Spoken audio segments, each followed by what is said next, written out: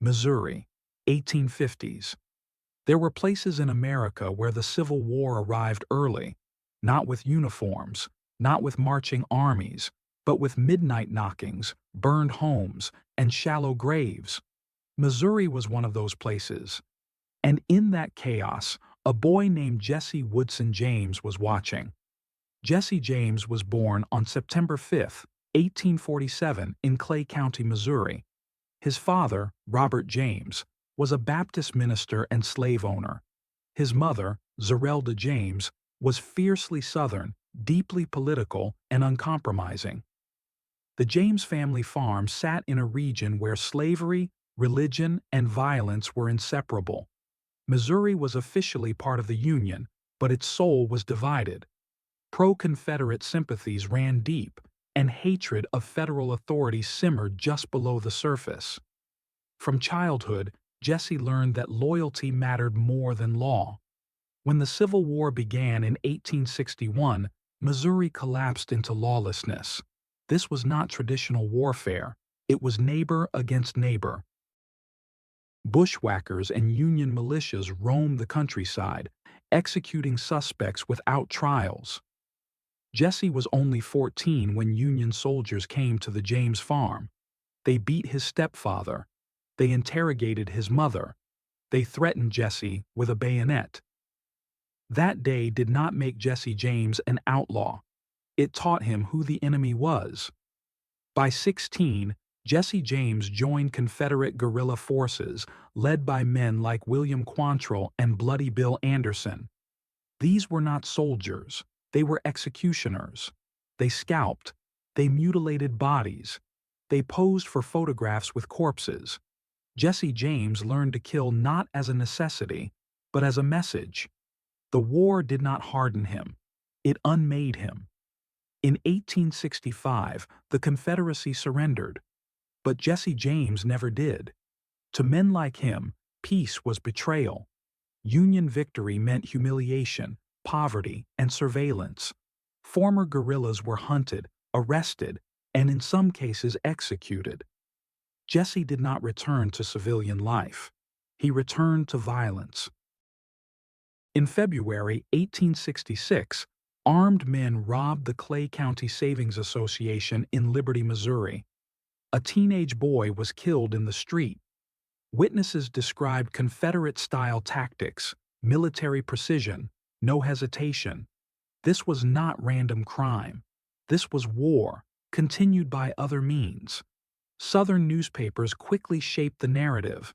Jesse James was described not as a criminal, but as a patriot, a rebel resisting Northern banks and corporations. The myth was born before the man understood its power, and Jesse James would spend the rest of his life trying to live up to it. The war was over. But for Jesse James and men like him, peace was only another enemy. Reconstruction did not arrive in Missouri as reconciliation. It arrived as occupation, federal troops, Northern businessmen, railroad money, banks that spoke in unfamiliar accents and demanded debts from people who had already lost everything. And in that vacuum, Jesse James did what he knew best. He organized violence. By 1866, Jesse James was no longer a teenage bushwhacker hiding in the woods. He was something new, an outlaw with structure, with planning, with branding. The men who gathered around him were not strangers. They were veterans of irregular war, former Confederate guerrillas who could not return home, could not find work, and could not forget what they had done. They trusted Jesse because he spoke their language, not law, not morality, but loyalty. Banks were not neutral institutions in post-war Missouri. To many Southerners, they were symbols of defeat, Northern-owned, Union-backed, insured by federal systems. Robbing a bank was not just theft, it was theater. When the James gang rode into a town, they did not wear masks. They wanted to be seen. Shots were fired not to escape, but to dominate. Clerks were beaten. Safes were emptied. Civilians were reminded who controlled the street. And then the gang disappeared into the countryside like ghosts. The myth would later say that Jesse James robbed only the rich. The truth is simpler. He robbed whoever was in the way. During robberies, bullets did not discriminate. Farmers were shot. Railroad workers were killed.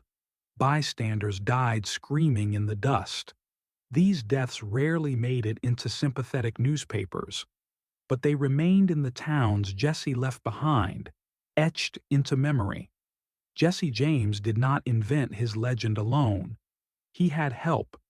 Former Confederate journalists, especially those writing for Southern and border state newspapers, reframed his crimes as political resistance.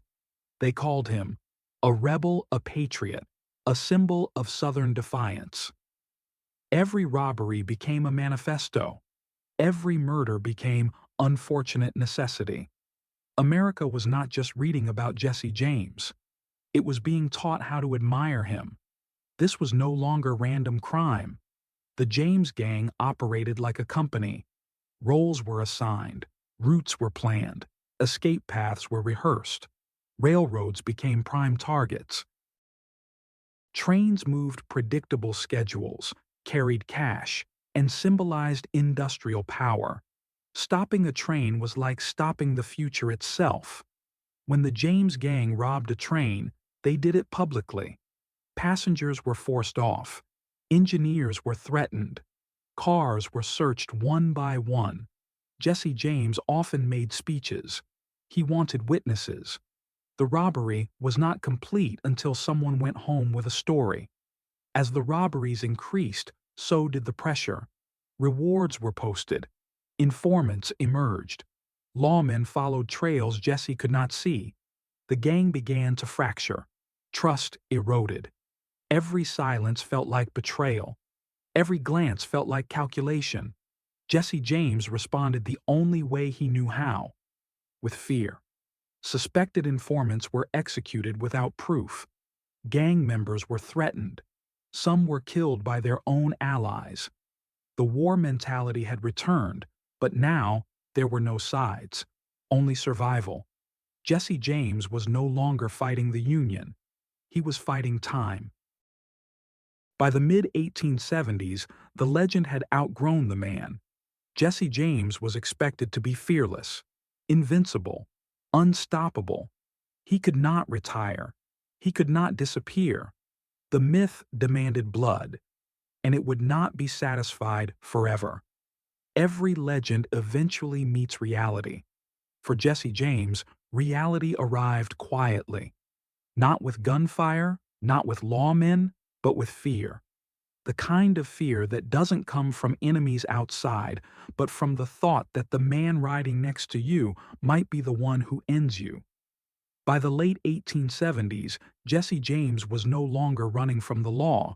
He was running from the idea that someone always knew where he was. Rewards followed him like shadows.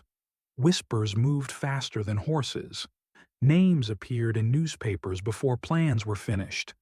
Every robbery felt compromised before it began. Jesse slept lightly, moved constantly, trusted no one completely. The outlaw life had become a cage with invisible bars. Fear demands an outlet. For Jesse James, that outlet was violence, not against banks or railroads, but against people close to him. Suspected informants were questioned harshly, then beaten, then executed. Proof was no longer required. Loyalty was measured not by history, but by silence. The gang learned a brutal lesson. Surviving Jesse James mattered more than surviving the law. In 1876, the James gang targeted the First National Bank of Northfield, Minnesota. This was supposed to be another statement robbery, a warning to the North, a reminder of Southern defiance. Instead, it became a disaster. The townspeople fought back. Civilians grabbed rifles. Gunfire erupted in the streets. 2 gang members died. Several were captured. The rest fled, wounded. The myth of invincibility shattered in broad daylight. For the first time, newspapers changed tone. Headlines no longer praised rebellion. They reported fear. The victims now had names. The dead were no longer abstract. Jesse James was no longer a symbol. He was a problem. Public sympathy thinned. Political usefulness faded. The outlaw had outlived the myth that protected him. After Northfield, the gang never truly recovered. Members were arrested or killed. Safe houses disappeared. Old allies refused shelter. Jesse James withdrew into a smaller circle, family, a few loyal men, and constant suspicion. He changed names, changed locations, changed routines. But paranoia followed him everywhere. Jesse James had become a prisoner of expectation. He could not surrender. That would destroy the legend. He could not stop. That would make him irrelevant. And he could not trust. That would get him killed. The outlaw life offered no retirement plan, only escalation. To rebuild, Jesse recruited younger men, men who admired him, men who had grown up reading about him, men who believed the myth. They were eager, inexperienced, dangerous. They didn't understand the rules of survival Jesse had learned in war. And Jesse didn't understand that admiration is not loyalty. Among these new men were the Ford brothers. They watched Jesse closely, listened carefully, measured his moods. They saw not a legend, but a tired, volatile man who slept with a gun and trusted less every day. And they noticed something else. The rewards on Jesse James were growing. Paranoia changes behavior. Jesse James began to lower his guard in strange ways. Overcorrecting, testing loyalty, inviting proximity.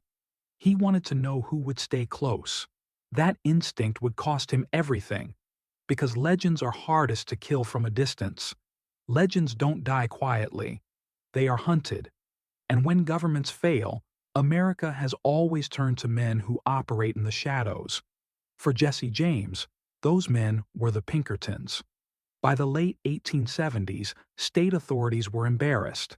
Jesse James had survived sheriffs, survived pauses, survived prison. Each failure made the legend stronger and the law weaker. So, the railroads and banks did what they had always done. They hired professionals. The Pinkerton National Detective Agency did not believe in myths. They believed in dossiers, in informants, in pressure. And when pressure failed, they believed in force. The Pinkertons understood something the law did not. Jesse James was careful with himself, but he was reckless with the people he loved. They watched his mother's farm, tracked relatives, mapped visitors. And then, one winter night in 1875, they crossed a line. Pinkerton agents threw an incendiary device into the James family home. The explosion killed Jesse's young half-brother. It tore off his mother's arm. This was not an arrest attempt. It was a message. The country reacted instantly. Newspapers that once glorified Jesse James turned against the Pinkertons.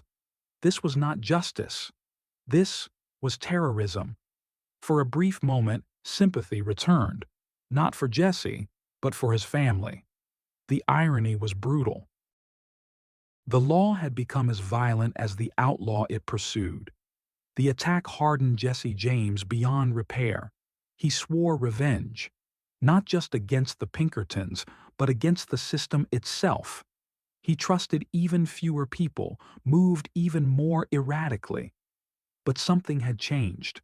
The war was no longer ideological. It was personal.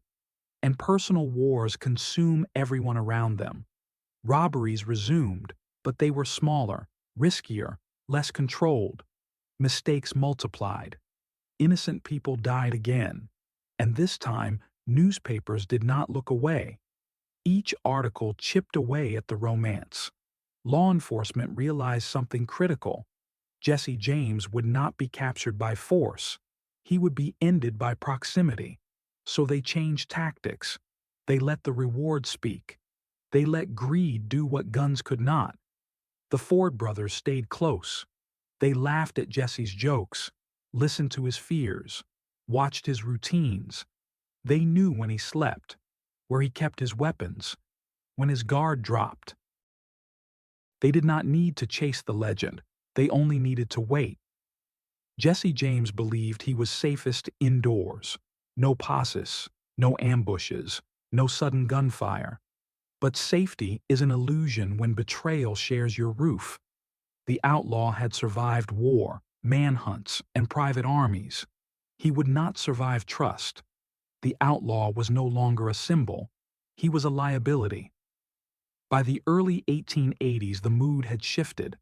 The Civil War was fading from memory. Reconstruction was ending. The nation wanted stability. Jesse James represented a past that refused to die, and America was done negotiating with ghosts. Legends are not killed in gunfights.